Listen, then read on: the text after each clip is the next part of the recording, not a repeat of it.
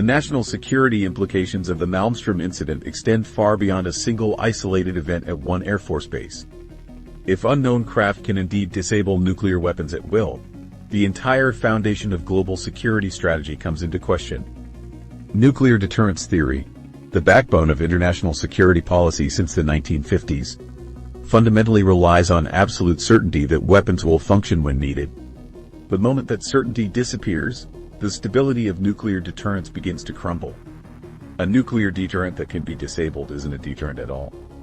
It's merely an expensive symbol that creates a false sense of security, explained Robert Jameson, former Department of Defense analyst. This vulnerability creates what nuclear strategists call a credibility gap. Enemies might no longer believe in the threat of retaliation, potentially making conflict more likely, not less.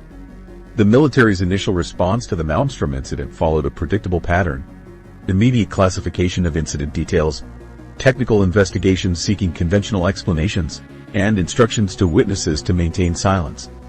This secrecy reflected profound discomfort within the defense establishment. Acknowledging unknown craft could interfere with nuclear weapons meant admitting a vulnerability in America's ultimate defense. As similar incidents continued at nuclear facilities through the 1970s and beyond, the military implemented enhanced security measures at nuclear sites, including improved sensor systems and more rigorous reporting protocols for aerial intrusions. Changes to nuclear command and control procedures remain largely classified, but former missile officers have confirmed modifications to authentication systems and launch procedures. Following a wave of incidents in the mid-1970s, when UFOs were reported over nuclear weapons storage areas at Loring Air Force Base, Malmstrom, and other strategic air command facilities, specialized rapid response teams operated under direct Pentagon authority. Their existence underscores how seriously military leadership took these incidents, despite publicly dismissing UFO reports. Admiral Thomas Wilson, former director of the Defense Intelligence Agency, acknowledged in a classified briefing that UAP activity around nuclear assets represented an issue of national security significance. Robert Hastings, who has interviewed over 150 military veterans about UFO incidents at nuclear sites, reports that senior officers privately express alarm about these encounters while maintaining public silence. The security concerns extend beyond the weapons vulnerability. If an adversary nation discovered a method to disable American nuclear weapons, the strategic balance would shift dramatically. However, if unknown craft of potentially non-human origin can neutralize these weapons, it introduces an unpredictable variable into global security equations.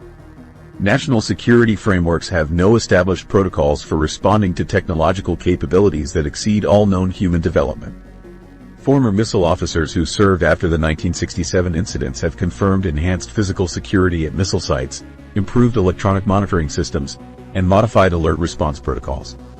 These changes reflect a military attempting to address a threat it couldn't publicly acknowledge. While specific modifications remain classified, they likely included new verification systems to confirm missile readiness, altered communication protocols during suspected intrusions, and contingency plans for responding to widespread system failures like those observed at Malmstrom. Evidence suggests a global pattern. Former Soviet military officers have reported comparable encounters at their nuclear facilities during the Cold War. In 1982, a UFO reportedly hovered over a nuclear missile base in Ukraine and temporarily activated the launch countdown sequence before security systems intervened.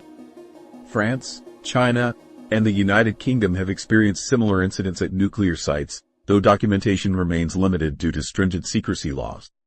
This global pattern suggests that whatever intelligence might be behind these incidents, its interest in nuclear weapons transcends national boundaries. The consistent focus on nuclear sites across different countries, political systems, and decades indicates a deliberate, sustained interest in humanity's most destructive technology. In recent years, the Pentagon has shifted from dismissal of UAP reports to acknowledging their reality. The establishment of the All-Domain Anomaly Resolution Office, AARO, represents formal recognition that these phenomena warrant serious investigation. AARO coordinates efforts across military and intelligence agencies to document and analyze UAP encounters, particularly those involving sensitive military assets including nuclear facilities. The UAP Disclosure Act of 2023 mandates regular reporting to Congress about UAP incidents, including classified briefings on potential national security implications. The Act specifically requires information about UAP activity near nuclear facilities, acknowledging the pattern that emerged with the Malmstrom incidents.